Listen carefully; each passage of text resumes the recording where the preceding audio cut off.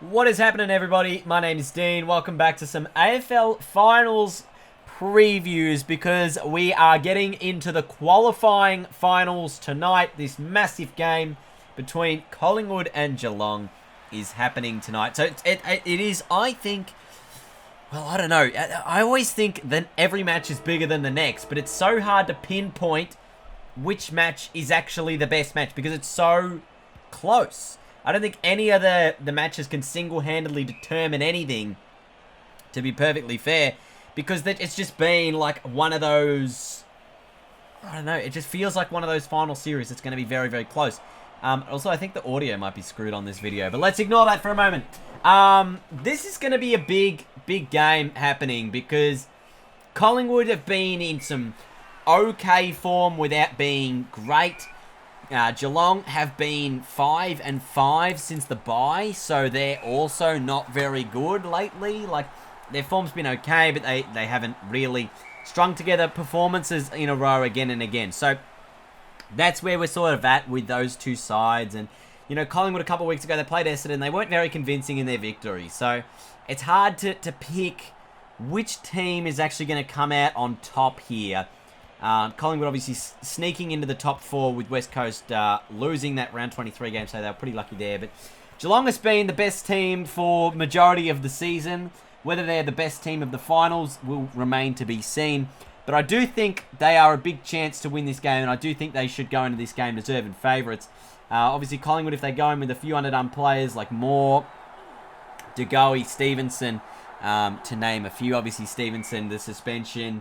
You know, he's had his sort of pre-season in that suspension period. Got to play the VFL game last week, or a couple of weeks ago, I'm not sure. And then they're having a scratch match as well this week against Geelong. But that is a whole separate issue. That is to do with, like, going forward because neither of their teams are in the VFL. Anyway, this is a really interesting game. We haven't seen these two sides played since round one. They have not played each other since the opening round. Hawkins was the key that day. He won the game for Geelong, and it's interesting because in contrast, these guys haven't played since round one. The other qualifying final just played each other the last, 2 weeks ago in round 23. So it's completely different circumstances. I think both these sides have changed over the years. Collingwood's forward line structure, I think, with Stevenson and De Goey and Elliott is going to be interesting because they've looked more dynamic with those guys in. But now that Elliott's sort of hit form, if you bring back De Goey and De Goey's in sort of a no-man's land position, or you put Elliott into a no-man's land position, it might not allow them to utilise the three of them as best as they possibly can. So I'm hoping we get to see all three of those forwards exciting and lighting up the game. They've had a few players sort of out of form as well. Collingwood, like Varco, hasn't been playing super well lately either. But Geelong, I guess the other side of the coin, I think Geelong should almost be the premiership favourites. They've played the best football of any team this year. Collingwood haven't reached their heights of last year, I don't think, just yet. So we'll wait and see on how they go in this game. But this is very much a flip of the coin game, in my opinion. I think that Geelong, if they play their best, should win. But they're crap after buys. They've had a terrible record in finals lately.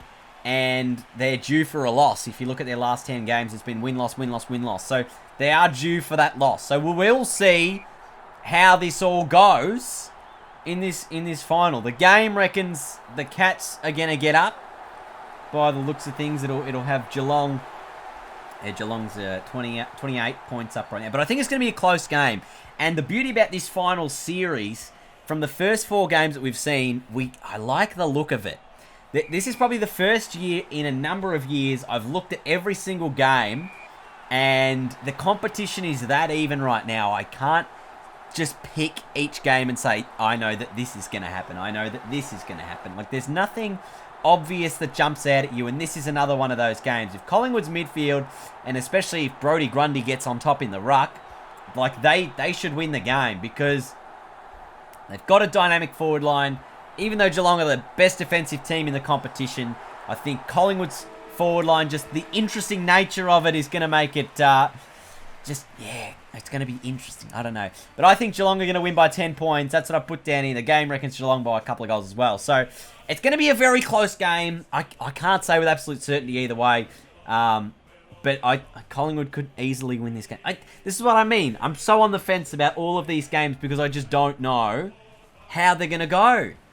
And then we go to this next game at the Gabba. I will be there, by the way. So that'll be a bit of fun. I'm leaving early on Saturday morning to get to this game. The Tigers and the Lions. Was at the round 23 game.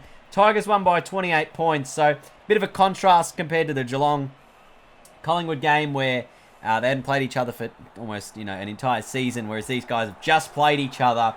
And I think it's going to be interesting. Richmond, they'll have the confidence that, hey, we just beat these guys. Brisbane will also have the confidence that, hey, we competed pretty hard and now we're going to play these guys on our home soil. I know Richmond did that in 2017. They played Geelong in Geelong and then they beat them in the first week of the finals a couple of weeks later. So it has been done before that you can turn around a loss into a win very quickly. North Melbourne also in 2015. They lost to the Tigers in round 23. Granted, they rested like 10 players or whatever, and then they came back and won the Elim final the next week. But this is such a close game, this one, because Brisbane, home final. The Tigers, I'm expecting them to win. Just given how good their form has been. They've won 9 in a row. Brisbane were 9 in a row before they lost to the Tigers in the last week. Richmond finally getting all their sort of players and bits and pieces together. How will the two rucks play together? Nankervis and Soldo. Will it be a good thing or a bad thing for the Tigers? It's really interesting. Soldo's been in such great form. He has to play. Whether Nankervis plays like as a third tall forward, does that ruin Richmond's forward line? There's so many questions in these games that make them so good, because it's not like there's one single thing that can change the whole course of the game. Cameron versus Grimes, like every little bit and piece, like changes everything. Richmond have had the last two like both these sides are coming in with like good finals competitive form. Brisbane played Geelong and Richmond. Richmond played West Coast and Brisbane. So they've both played two top four sides in the past 2 weeks. Now they're battling again for the third time, or for the second time in a couple of weeks. And it really is a big contest. If Brisbane win, someone has to play a prelim final at the Gabba. And you would think Brisbane could be very, very close to playing in the grand final. If Richmond win, well, even if Richmond lose, they play the rest of their games at the MCG. It's just how the draw will pan out. But if Richmond win, they have the confidence of a win on the road. They have an extra week off to just freshen up, because I think this is going to be a very hard final series. So winning this first week is massive. This game could determine who wins the flag, to be perfectly clear, like perfectly fair.